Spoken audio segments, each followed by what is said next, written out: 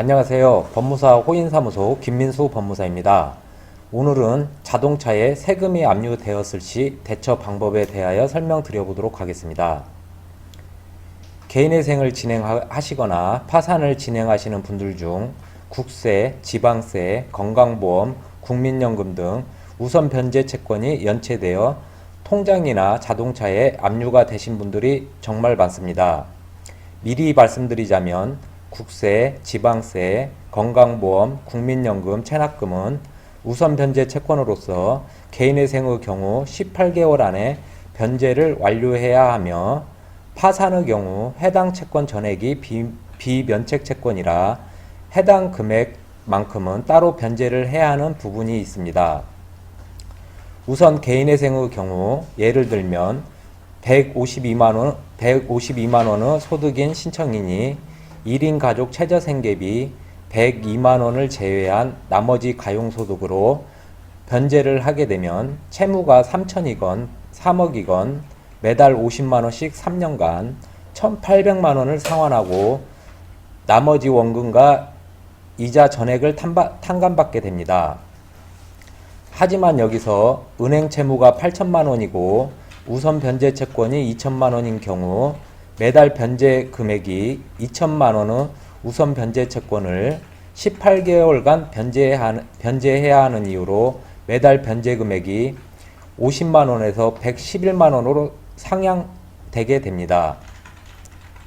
채무가 전부 일반 채권인 경우 3년의 변제 기간 동안 모든 채권자가 동일한 원금 변제 비율로 3년을 변제받게 되는데 우선 변제 채권이 18개월을 변제받다 보니 상대적으로 일반 채권자들인 은행이나 개인 채권자들이 18개월간 변제를 못 받고 있다. 19개월째부터 변제가 들어가게 되는 것입니다. 파산의 경우는 채권의 성격 자체가 탕감이 되지 않다 보니 별도로 변제를 해야 하는 경우가 생깁니다. 많은 분들이 이러한 경우에 해당되시지는 않으시겠지만 만약 본인 앞으로 전액 할부로 차량을 소유하신 게 있으시고 해당 차량에 국세, 지방세, 건강보험, 국민연금 등 우선 변제 채권이 압류를 걸어 놓은 상태라면 차량을 속히 캐피탈에 말하셔서 포기하시고 일정 부분 우선 변제 채권을 정리하시는 게 여러모로 개인회생의 변제 금액을 줄이는 데 도움이 됩니다. 예를 들어 개인회생 신청인 월 소득이 152만 원이고 1인 가족 생계비 102만 원까지밖에 인정이 안 되는 상태에서 본인 앞으로 있는 우선 변제 채권이 2천만 원, 일반 채권이 8천만 원, 약 1억의 채무가 있을 때 본인의 소득이 얼마건 상관없이 우선 변제 채권 때문에 매달 111만 원의 변제금을 납부해야 합니다. 해당 세금이 신청인이 소유한 전액 할부로 구입한 자동차에 압류가 걸린 상태라면 차를 담보로 저당권을 설정한 캐피탈보다 먼저 해당 세금을 1순위로 받아갈 수 있어 우선 변제 채권 전부가 없어지게 됩니다.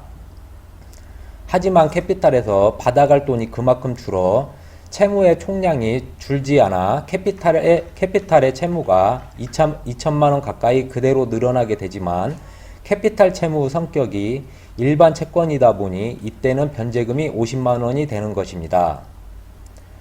채권자 입장에서는 차량에 아무리 저당권이 설정되어 있다 하더라도 세금으로 압류가 된 이상 선순위로 모든 차량 매매 대금을 받아갈 수 없어 되도록 신청인 분들이 계속 차를 타고 다니시는 쪽으로 유도를 합니다만 신청인 분께서 반드시 차량이 당장 필요한 게 아니고 압류로 인한 세금으로 변제 금액이 높아지는 게 싫으시다면 차량을 하루라도 빨리 캐피탈에 연락해 가지고 가시라고 하시고 나머지 채무로 개인회생을 진행하시는 편이 3년간의 매달 변제 금액을 줄일 수 있는 방법이라고 하겠습니다.